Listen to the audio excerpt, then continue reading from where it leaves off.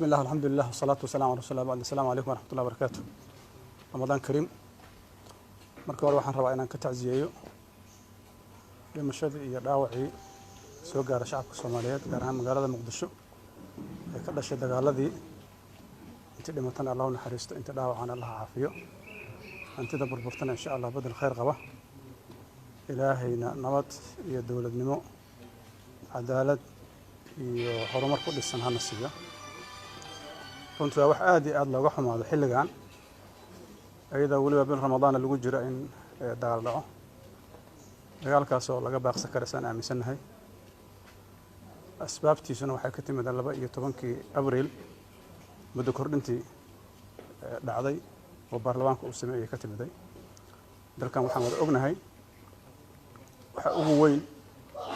oo la xaqiijiyay waxay ahaayeen 4 sanaba doorasho la isla ogol yahay inay dhacdo marka waa ogtihiin mucaaradku inay mar walba ku celcelinayaan dad badan oo Soomaaliyeed iyo mataqaanaa dawladaha Soomaaliya taageera in laga maarmaan tahay in doorashada laga heshiiyo marka waxaan u aragnaa nasiib darro in lagu guuleyso waayo haddana ay xigto in dagaal dhaco oo dagaal sokeeyo qarka loo fulo runtii aad iyo aad aan uga xunnahay shacabka Soomaaliyeed maanta waxa ay sugayeen iyo waxay filayeen ma aha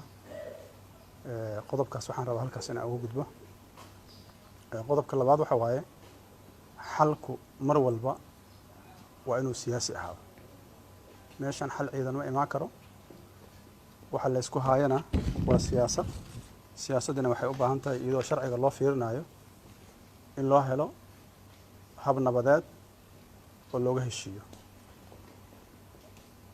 waxaanu ka dhashayna waa doorashooyinka marka waa in loo helaa sida ugu wanaagsan oo looga heshii karo doorashooyinka dalkuna doorasho oo gali karo waxaan rabaa inaan si gaar ah ugu mahad celiyo ra'iisul wasaaraha iyo madaxweynaha dowlad goboleedyada runtii marxalad adag mowqif wanaagsan oo sharaf la qaatay waxaan rabaa inaan uga mahad celiyo mowqifkaas waxaan aaminsanahay meesha hadda wax joogaan iyo inaysan meeshan aysan dhaafin inuu sabab weyn ku lahay marka waxaan rabnaa aan ku bogaadinaynaa ama ku dhiirigelinaynaa in arrintaas la sii dardargeliyo sida ugu dhaqsiyaha badanna magaalada dhibaatada ka jirta sida looga qaadi lahay doorashadana loo aadi lahay ee laga wada shaqeeyo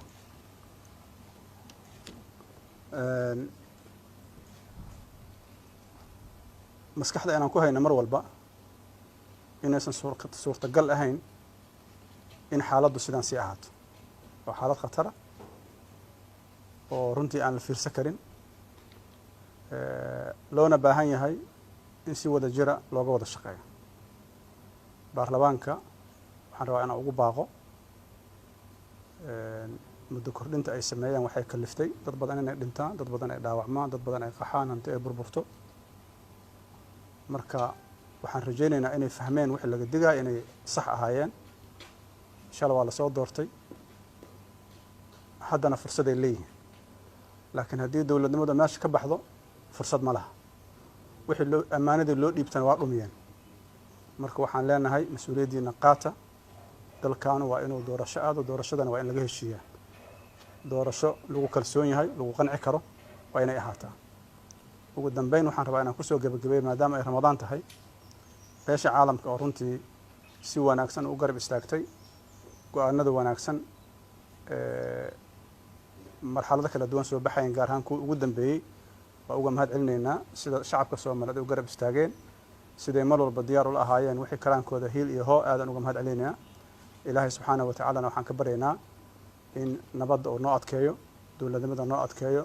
Soomaaliya maanta dagaal uma baahnay waxay u baahan tahay dawladnimaduna wax